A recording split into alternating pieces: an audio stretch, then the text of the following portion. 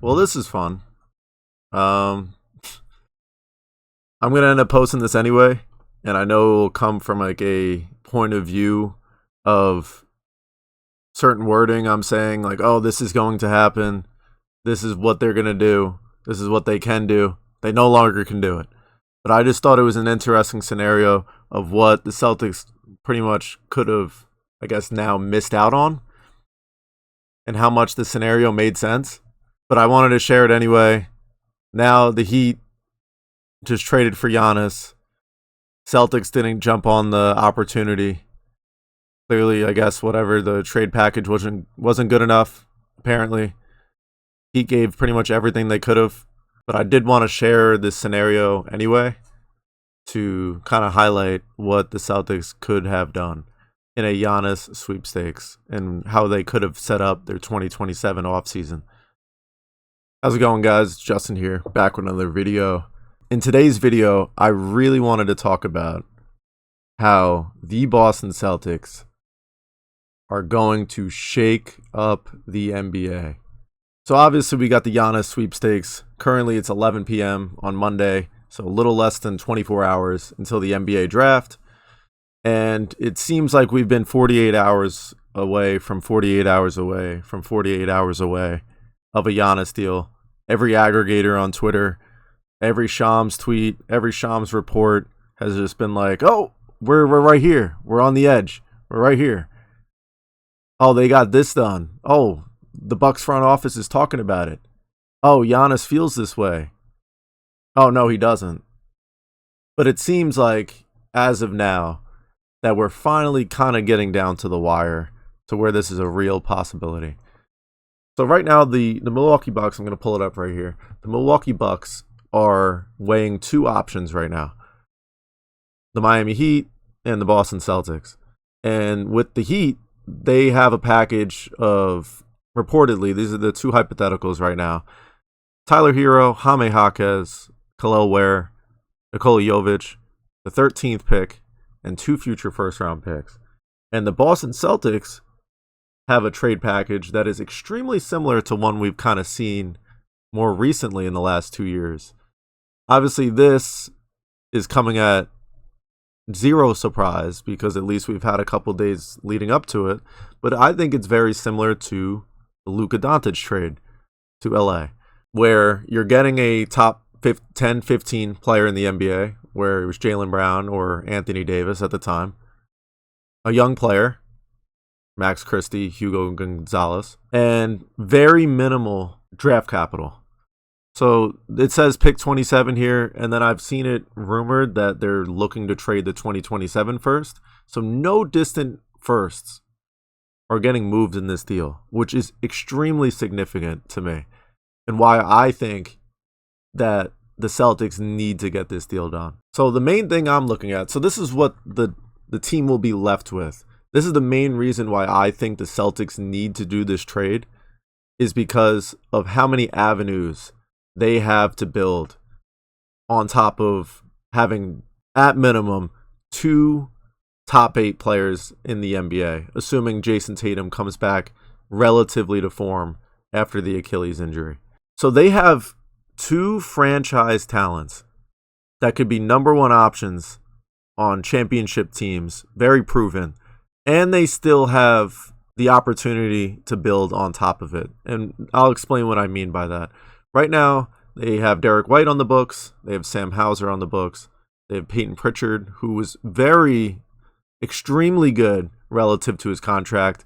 The Celtics, I still think, I'm still astonished that they were able to get him on a 4-year, I believe, $48 million deal 2 years ago. And he's still locked in the books for next year and the season after that, which is absurd. And then they got a couple role players on the end of the bench that I assume that they'd bring back. Garza and Shireman are both guaranteed for next season, so I have both of their numbers here. And then Keita played a lot of rotational minutes, and then Ron Harper seems pretty promising as well. So I have both of their team options being accepted in this scenario. Then the main thing that makes them so promising is how many first-round picks they have left over to work with. So a little different from what Miami's capable of doing is, all right, so they're sending a lot of young talent out the door. Fine, okay. Then the main reason why I would be hesitant as the Miami Heat to do this deal is you're giving away basically the rest of your draft equity. And there's not going to be a lot of room to build on top of what you're getting with Giannis. And surely, I'm not going to downplay what the Miami Heat are able to do.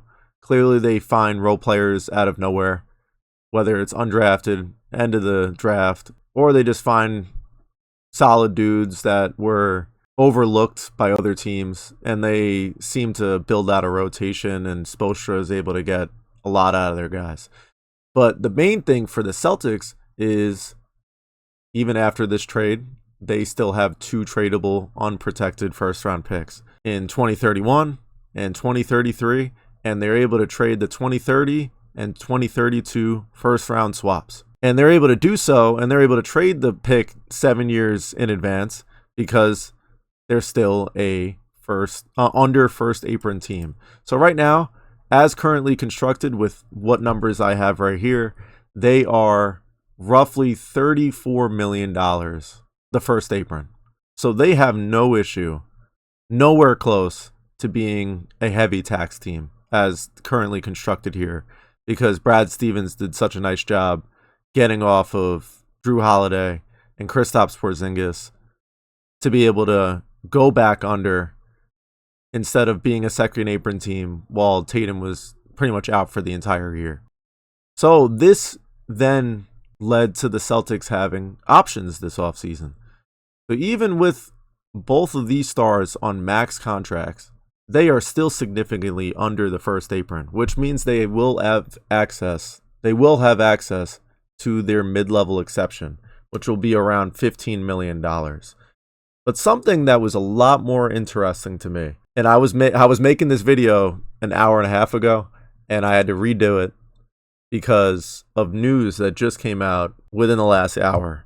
And that is Julius Randle being traded from the Minnesota Timberwolves for nothing to the Brooklyn Nets. They received no players in return. And why is that significant?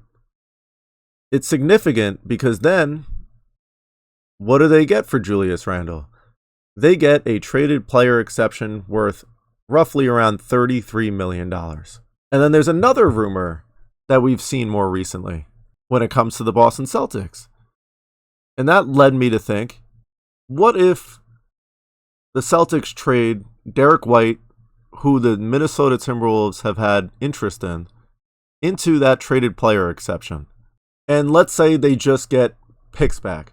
Whether it's for whatever incentives you can come up with, first, second round picks, swaps, doesn't really matter.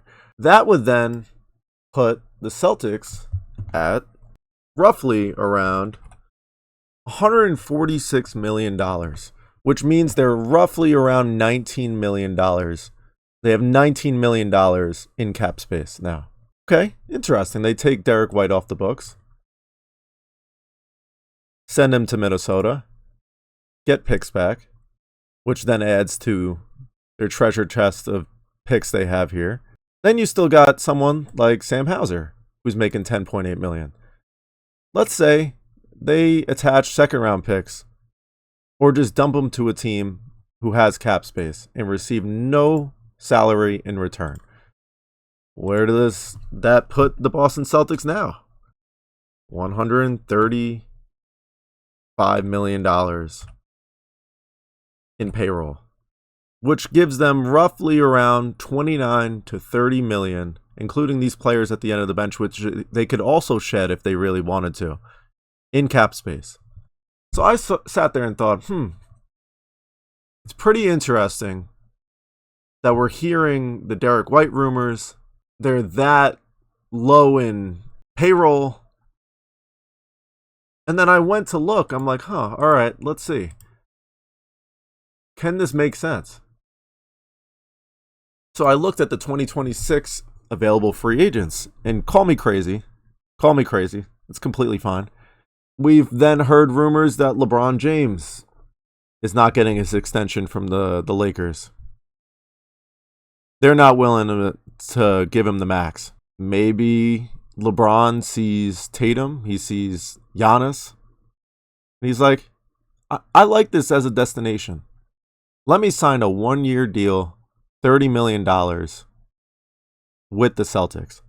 Is that something the Celtics consider? Is that something LeBron considers? Who knows? Tomorrow, I could see LeBron re-signing with the Lakers for a 1-year deal of whatever number he wants, and then this video's out the door. But regardless, LeBron's not the only option. As much as that off the board seems absurd, that's probably the most engagement-filled thing I could probably say for the Celtics to do. But then I just look down the list. You can also sit there and sign whatever combination of role players you want, up to $30 million. But something I found interesting with the LeBron piece is if they sign some of these guys to short-term deals, maybe a 1+1 or just 1-year deals, how much cap space do they have next offseason to then work with? So I went and looked.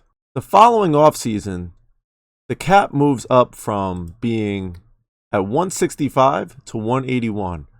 So if they have roughly around everybody on the team on the same deals, which they will, Tatum, Giannis, Peyton Pritchard, all making around the same amount of money as they did for this coming season as the following, that would put them at roughly around to $45 to $50 million in cap space.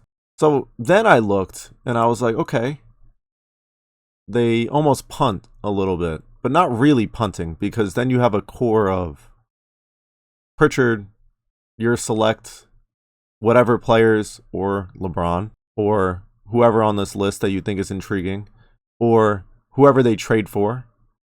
You have Giannis, you have Jason Tatum, you have all these picks, and this is not even including the picks you get back from Derek White. And then you have almost $50 million in cap space in 2027. And this is when I look at this group and I'm like, is this the plan? Could this be it? So if they have nearly $50 million in cap space, what makes them not want to look at someone like Donovan Mitchell and say, hey, we have this money here. Cleveland's not looking so good right now. They just blew part of your prime on James Harden. And this is coming from a long-term James Harden fan. Why don't you come over here? Why don't you sit there and say to Kawhi, come on over. You pick from your bunch of this group of guys. I don't know. There's a lot of options that they can work with. They could always also go out and trade for someone along with all their picks. But what I'm looking at is they have a lot of possibilities, and it leaves them with a lot of room to improve their roster, even after trading for Giannis. So this is easily the deal to do. Both players will be in their prime.